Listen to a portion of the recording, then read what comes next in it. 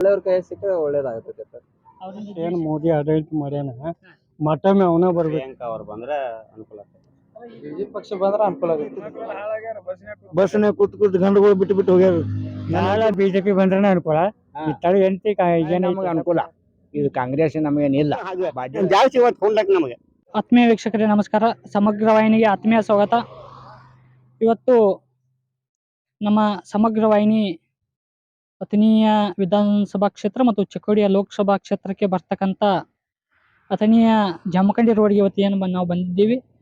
ಇವತ್ತು ನಾವು ಜನರ ನಾಡಿಮಿಡಿತವನ್ನು ನಾವು ಅವರ ನಾಡಿಮಿಡಿತವನ್ನು ಕೇಳೋಣ. ಅವರ ಒಲವು ಯಾರ ಕಡೆ ಇದೆ ಮತ್ತು ಯಾರ ಪ್ರಧಾನಿ ಆಗಬೇಕು ಈ ಸಾರಿ, ಮತ್ತು ಪ್ರಧಾನಿ ನರೇಂದ್ರ ಮೋದಿ ಅವರ 10 ವರ್ಷದ ಆಡಳಿತ ಅವರಿಗೆ ಇಷ್ಟ ಆಗಿದೆ ಇಲ್ಲವಾ, ಅಥವಾ ಈ ಸ್ವಲ್ಪ ಪ್ರಧಾನಿಯವರು ಬೇರೆ ಆಗಬೇಕಾ, ಮತ್ತು ಪ್ರಧಾನಿ ಅಭ್ಯರ್ಥಿ ಈ ಸಾರಿ ಯಾರು ಸೂಕ್ತ ಎಂಬುದನ್ನು ಜನರ ಮನದಾಳದಿಂದ ನಾವು ಇವತ್ತಿನ ದಿನ ಕೇಳೋಣ ಬನ್ನಿ.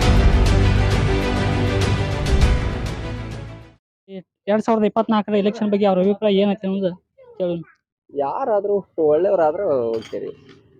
ಈಗ 10 ವರ್ಷ ಏನು ಆಡಳಿತ ಮಾಡ್ಯಾರ ನರೇಂದ್ರ ಮೋದಿ ಅವರ ಭಾರತ ದೇಶದೊಳಗ, ನಿಮ್ಗೆ ಹೆಂಗೆ ಅನ್ಸಿತ್ತು ಸರ್? ಚಲೋ ಅನ್ಸೈತ್ರಿ. ಒಳ್ಳೆಯವ್ರ ಕೈ ಸಿಕ್ಕರೆ ಒಳ್ಳೇದಾಗ್ತೈತೆ ಸರ್. ಅವರಿಂದ ದೇಶಕ್ಕೆ ಏನು 10 ವರ್ಷ ಆಡಳಿತ ಏನು ಅನುಕೂಲ ಆಗೈತ್ರಿ? ಆಗೈತಿಲ್ಲ, ಅನುಕೂಲ ಆಗೈತಿ. ದೇಶ ಅಭಿವೃದ್ಧಿ ಆಗೈತಿ.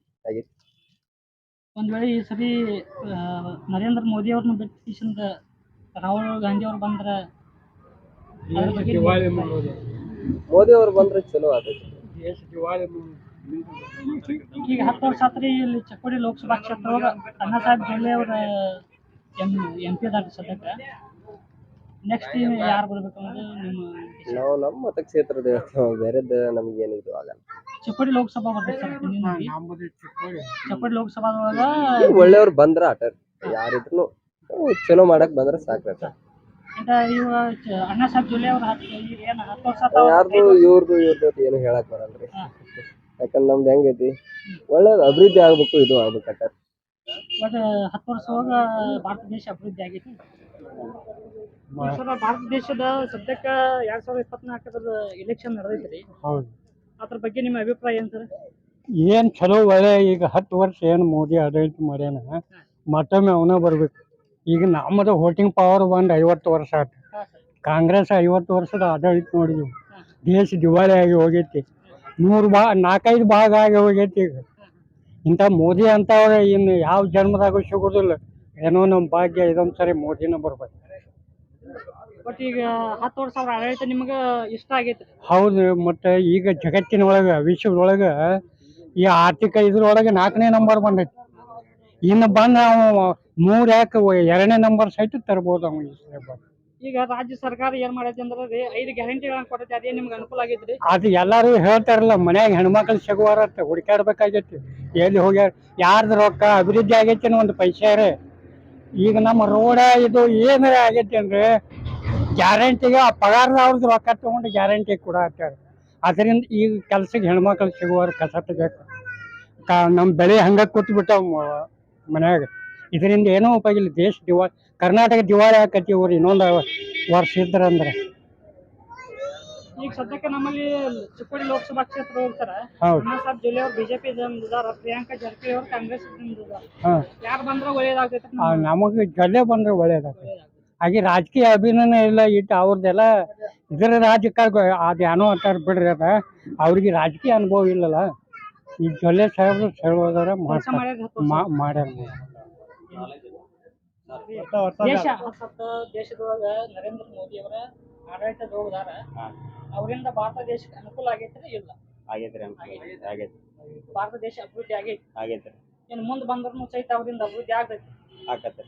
ನಿಮ್ಮ ಪ್ರಕಾರ ಇಲ್ಲಿ ಚಿಕ್ಕೋಡಿ ಲೋಕಸಭಾ ಕ್ಷೇತ್ರದೊಳಗೆ ಯಾರು ಬಂದ್ರೆ ಅನುಕೂಲ?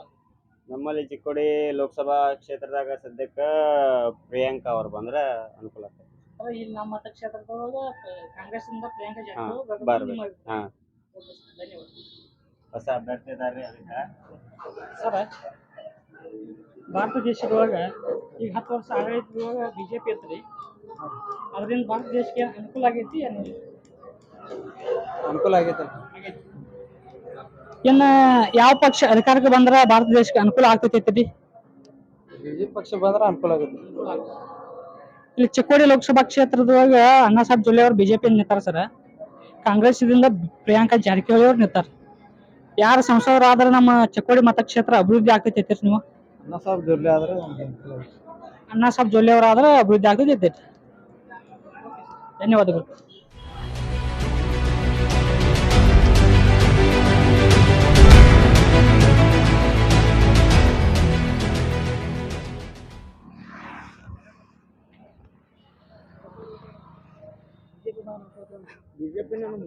ಅಣ್ಣ ಈಗ 10 ವರ್ಷ ಒಳಗ ಬಿಜೆಪಿ ಸರ್ಕಾರ ಕೇಂದ್ರದೊಳಗ ಅಧಿಕಾರದಾಗಿತ್ರಿ, ಅದರಿಂದ ಅನುಕೂಲ ಆಗೈತಿ ಇಲ್ರಿ? ಅನುಕೂಲ ಆಗೈತಿ ನಮಗೆ ಬಿಜೆಪಿದಿಂದ ಅನುಕೂಲ ಐತ್ರಿ. ಅನುಕೂಲ ಐತಿ. ಹಂಗಾದ್ರೆ ಇನ್ನ ಮತ್ತೊಮ್ಮೆ 2024 ಇಲೆಕ್ಷನ್ ಬಂದೈತಿ ಸದ್ಯಕ್ಕ, ಅದ ಯಾವ್ದು ಆರ್ಸಿ ಬಂದ್ರೆ ನಿಮ್ಗೆ ಅನುಕೂಲ ಆಗ್ತೈತಿ? ನಮಗೆ ಬಿಜೆಪಿ ಆರ್ಸಿ ಬಂದ್ರೆ ಅನುಕೂಲ. ಬಿಜೆಪಿ ಕಾಂಗ್ರೆಸ್ ದಿಂದ ನಮ್ಗೆ ಏನು ಫಾಯ್ದಾ ಇಲ್ರಿ. ಅಕ್ಕಿನ ಹೋಗೈತಿ, ನಮ್ಗೆ ತಿನ್ನಕ್ ಅಕ್ಕಿನ ಸಿಗ್ಬೇಕು. ಬಿಜೆಪಿ ದಿಂದ ನಮಗೆ ಅನ್ನ ಸಿಕ್ಕತ್ತೆ. ಬಿಜೆಪಿನ ಬರ್ಬೇಕು. ಕಾಂಗ್ರೆಸ್ ಸರ್ಕಾರ ಅಧಿಕಾರದೊಳಗ ಐತ್ರಿ, ಈಗ ಸದ್ಯ ಅದ 5 ಗ್ಯಾರಂಟಿಯನ್ನ ಜಾರಿಗೆ ತಂದೈತಿ, ಅದರಿಂದ ಏನ ಅನುಕೂಲ ಆಗಿಲ್ರಿ ನಿಮಗ? ಏನು ಅನುಕೂಲ ಆಗಿಲ್ರಿ ನಮ್ಗೆ. ಬಿಜೆಪಿದಿಂದ ಅನುಕೂಲ ಐತಿ. ಹೆಣ್ಮಕ್ಳಿಗೆ ಅನುಕೂಲ ಐತಿ, ಗಂಡ್ ಮಕ್ಳಿಗೆ ಏನೈತಿ? ಬಸ್ನ್ಯಾಗ ಕೂತ್ ಗಂಡುಗಳು ಬಿಟ್ಟು ಹೋಗ್ಯಾರ. ನಾನು ಎಂತ ಬಿಜೆಪಿನ ಬರೋಬ್ಬರಿ ಐತಿ ಸರ್ಕಾರ. ಆಗ್ಬೇಕು.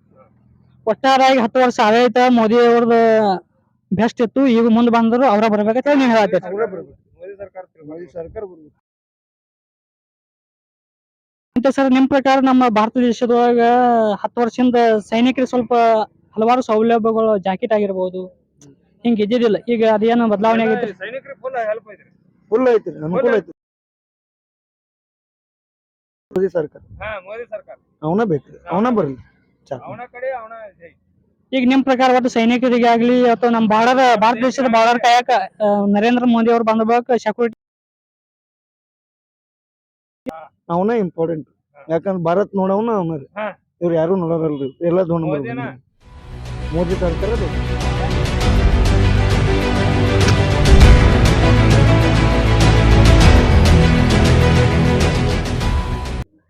ಆತ್ಮೀಯ ವೀಕ್ಷಕರೇ, ಇಲ್ಲಿ ನಾವು ಇವತ್ತು ಚಿಕ್ಕೋಡಿ ಲೋಕಸಭಾ ಕ್ಷೇತ್ರ ಮತ್ತು ಅಥಣಿಯ ವಿಧಾನಸಭಾ ಕ್ಷೇತ್ರದ ಏನು ಜಮಖಂಡಿ ರೋಡ್ಗೆ ಇದ್ದೀವಿ.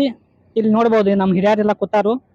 ರಾಜಕೀಯನ ಸುಮಾರು 50-60 ವರ್ಷಗಳಿಂದ ನೋಡ್ಕೊಂಡು ಬಂದಂಥ ವ್ಯಕ್ತಿಗಳು ಇವತ್ತಿದಾರು.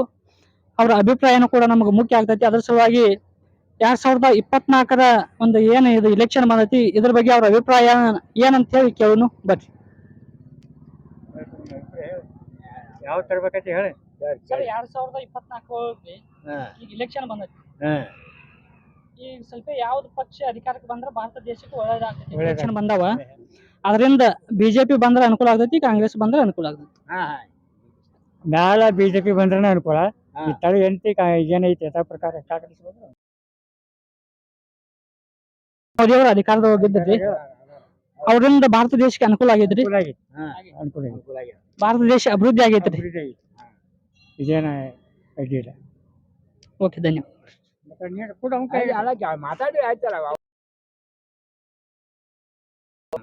ಈಗ ಕಾಂಗ್ರೆಸ್ ಕರ್ನಾಟಕ ರಾಜ್ಯ ಒಳಗ್ರಿ ಕಾಂಗ್ರೆಸ್ ಸರ್ಕಾರ 5 ಗ್ಯಾರಂಟಿಗಳನ್ನ ಕೊಟ್ಟೈತಿ, ಅದರಿಂದ ಕರ್ನಾಟಕ ಜನರಿಗೆ ಅನುಕೂಲ ಆಗೈತ್ರಿ.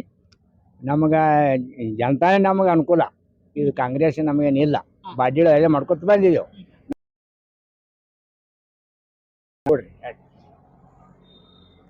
ಈಗ ಸದ್ಯ ರೀ, ಈಗೇನು ಕೇಂದ್ರದೊಳಗ ಬಿಜೆಪಿ ಸರ್ಕಾರ ಐತ್ರಿ, ಅದರಿಂದ ಅಭಿವೃದ್ಧಿ ಆಗೈತಿ ನೀವು 10 ವರ್ಷದ? ಆಗೈತಿರಲ್ಲ. ಆಗೈತಿ. ಈ ನೀರು ಹಾಕಿ ಎಲ್ಲಿ ಬಂದವು, ಕಿನಾಳ ನೀರು ಎಲ್ಲಿ ಬಂದವು, ಅಲ್ಲಿ ಮನೆ ಬಂದಾವು. ನೀರು ಅನುಮಾನ ಅಂತ ಆಯ್ತು, ಇಲ್ಲೇ ಆಗ್ತಿದ್ವಿ. ಇಲ್ಲಿ ಯಾರು ನೀರು ಕುಡಿಯೋಕೆ ನೀರು ಸಿಗೋದಿಲ್ಲ. ಈಗ ರಾಜ್ಯ ಸರ್ಕಾರ ಮಾನ್ಯ ಮುಖ್ಯಮಂತ್ರಿಗಳಂತ ಸಿದ್ದರಾಮಯ್ಯ ಅವ್ರು ಏನೋ ಹೇಳ್ತಾರಂದ್ರ, ಕೇಂದ್ರ ಸರ್ಕಾರ ನಮಗ ಅನುದಾನ ಕೊಟ್ಟಿಲ್ಲ ಅಂತ ಹೇಳ್ತಾರ್ರಿ. ಎಲ್ಲ ಅಬ್ಸರ್ವ್ ಮಾಡ್ರಿ, ನೀವೆಲ್ಲ ಹಿರಿಯರ್ದಿರಿ, 50 ವರ್ಷದಿಂದ ರಾಜಕೀಯ ನೋಡ್ಕೊಂಡ್ ಬಂದಿರಿ ನೀವು. ನಿಮ್ಮ ನೋಡ್ರಿ ಕುಡ್ಲಾಕ ಗ್ಯಾಂಟ್ ಇದ್ದಾರು ಆ ನೋಡಿ ಮೋಟ್ರ ಕೂತ ಹಾಗೆ ಜಾಸ್ತಿ ಇವತ್ತು ಕೊಂಡ್ಲಾಕ ನಮಗೆ ಪೊಗಟ್ ಆತ, ಅವ್ರಿಗೆ ಪೊಗಟ್ ನಮ್ಗೇನು ಸಂತತಿ. ನಾವು ಖಾಲಿ ಇದೀವಿ, ಈಗ ಬಡ್ದು ಹೋಗುದು ಪೂರ ನಿತ್ತ ಬಡ್ದು ಹಂಗೆ ಹೆಣ್ಣು ಮಕ್ಳಿಗೆ ಅವೇನು ಬರ್ತಾವು ಅವಕ್ಕೂ ಇಲ್ಲ. ಇರೋದಕ್ಕೆ ನಿಮ್ದು ಇದು ಅದೇ ನೀವು ಯಾವಾಗ ನಮಗ್ ಬಿಜೆಪಿ ಐತಿ. ಹಾ ಕಾಂಗ್ಯಾಳಿನ ಹಾ ಈಗ ಸದ್ಯ ರೀ ಈ ಭಾರತ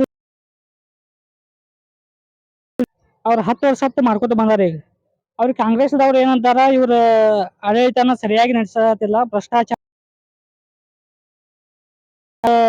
ಸರ್ಕಾರ ಬೀಳತೈತಿ, ನಾವು ಕಾಂಗ್ರೆಸ್ದವ್ರ ಆರಿಸಿ ಬರ್ತೀವಿ ಅಂತ ಹೇಳಿ ಕೇಂದ್ರದೊಳಗ ಕಾಂಗ್ರೆಸ್ ಪಕ್ಷದ ಏನು ಮುಖಂಡರದಾರ ಅವ್ರು ಹೇಳ್ತಾರ.